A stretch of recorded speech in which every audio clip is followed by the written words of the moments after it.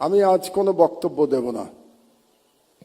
কারণ হলো, আজকে আমার দরিদ্র পত্রিকার দরিদ্র সাংবাদিকরা একটা পারিবারিক রিউনিয়নের আয়োজন করেছে, সেখানে আমাকে যেতে হবে। তো আমি অনেকগুলো সভায় দেখেছি যে আমাদের মধ্যে একটা অসৌজন্যমূলক ব্যাপার আছে, যে ব্যস্ত মানুষেরা বক্তৃতা দিয়ে চলে যান, অন্যের বক্তৃতা শোনেন না। এটা আমি মনে করি খুবই অসৌজন্যমূলক আচরণ। এই আচরণটা আমি করতে চাচ্ছি না আজকে। এই জন্য আজকে আমি কোনো বক্তব্য দেব না, শুধু কয়েকটা নাম উচ্চারণ করে যাব। সম্ভবত আমি না করলে এই নামগুলো আর কেউ এখানে উচ্চারণ করবে না। তো সেই নামগুলো উচ্চারণ করে আমার বক্তব্য আমি শেষ করে দেব। প্রথমে যে নামটি আমি উচ্চারণ করতে চাই, তিনি আমাদের গাজী ভাই, মরহুম গাজী ভাই রুহুল আমিন গাজী। তাকে ভুয়া মামলায়, ক্যান্সার আক্রান্ত গাজী ভাইকে ভুয়া মামলায় জেলখানায় রেখে বিনা চিকিৎসায় মৃত্যুর দিকে ঠেলে দেওয়া হয়েছে। আমাদের ম্যাডামের মতো, ম্যাডামকে যেমন বিনা চিকিৎসায় ভুয়া মামলায় মৃত্যুর দিকে ঠেলে দেওয়া হয়েছিল। দুর্ভাগ্যের বিষয় হলো, আজকে যারা মিডিয়ার স্টলওয়ার্টার এখানে বসে আছেন, তারা কেউ গাজী ভাইয়ের জন্য টু শব্দ উচ্চারণ করেন নাই। এটাই বাস্তবতা।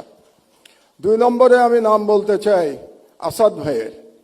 আসাদ ভাইকে আমাদের মধ্যে প্রবীণতম সম্পাদক, তাকে ছাত্রলীগের গুন্ডারা অফিসে ঢুকে দাড়ি ধরে নামিয়ে পুলিশের কাছে তুলে দিয়েছে এবং বছরের পর বছর তিনি জেলে থেকেছেন। তিনিও অসুস্থ, তার স্ত্রী মারা গেছেন। তিনি তার স্ত্রীর পাশে যে থাকতে পারেন নাই, কারণ জেল থেকে বেরোনোর পরেও তাকে পালিয়ে পালিয়ে থাকতে হয়েছিল। আসাদ ভাইয়ের জন্যে কোনো এলিট সম্পাদক আওয়াজ তোলেন নাই। এটাই বাস্তবতা। বাংলাদেশের সংবাদ মাধ্যমের বাস্তবতা ছিল 16 বছর। আমি নাম বলবো শফিক রহমান ভাইয়ের। শফিক ভাই আমার পাশে বসে আছেন। আমরা পাশাপাশি সেলে জেলে ছিলাম। 80 বছর বয়সে শফিক ভাইকে মাটিতে শুয়ে থাকতে হয়েছে। টয়লেটে যেতে পারতেন না, কারণ ওই টয়লেটে কমোড ছিল না। বেশ কিছুদিন শীতের মধ্যে মাটিতে পড়ে থাকতে হয়েছে, উনি উঠতে পারেন নাই। তারপরে যখন আমার পাশের রুমে আসলেন, ওনাকে ধরে ধরে আমরা ব্রেকফাস্ট করতে, দুপুরে খেতে আমরা একসাথে যেতাম, কত গল্প করেছি।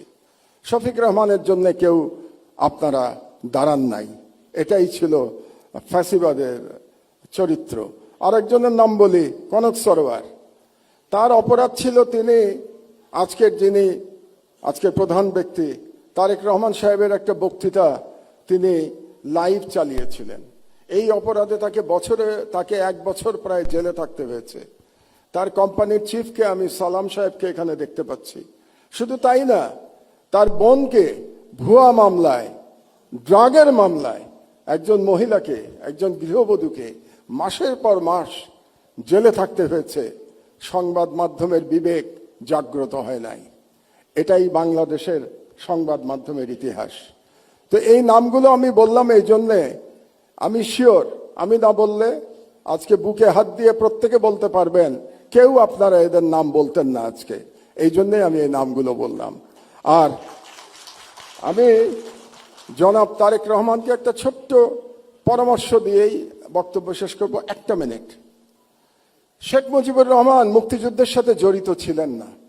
তিনি জানতেন না মুক্তিযুদ্ধ কিভাবে হয়েছে, এবং তিনি ফিরে এসেও জানার চেষ্টা করেন নাই মুক্তিযুদ্ধ কিভাবে হয়েছে। তাকে আওয়ামী লীগের লোকজন যা বলেছে এবং ভারতীয় পক্ষ যা বলেছে, সেটাকেই তিনি ধরে নিয়েছিলেন। এটাই মুক্তিযুদ্ধের ইতিহাস ছিল।